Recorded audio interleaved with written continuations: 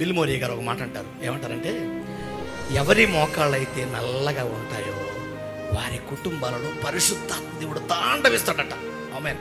తాండవిస్తాడు పరిశుద్ధాత్మ దేవుడు. అందుకే మోకాళ్ళ మీద ప్రార్థన చేయాలి బిడ్డలారా. ఇక్కడంటే నేను మీకు అవకాశం ఇవ్వట్లేదు, కుర్చీలు అడ్డం ఉన్నాయి కాబట్టి. కొంతమంది మోకరించాలి, మీ అందరికి ఉంది, కానీ ఇక్కడ సమయం లేదు. ఇక్కడ ఎంతసేపు మోకరిస్తారు? 2 నిమిషాలు. కానీ ఇంట్లో ఎప్పుడు ఉంటారు కదా, రోజుకి 3 గంటలు ప్రార్థన చేయండి. అన్నిటికీ అనుకూల సమయం వస్తుంది.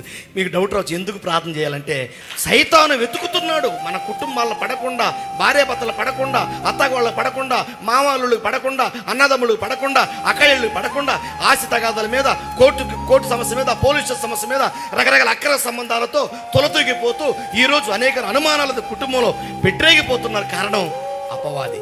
ఎవరిని మృంగుదనాన్ని కొదమ సింహాలే పొంచి పొంచి తిరుగుతున్నాడు గనక నిబ్బరమైన బుద్ధి గలవారే మెలకుగా ఉండి ప్రార్థన చేయండి.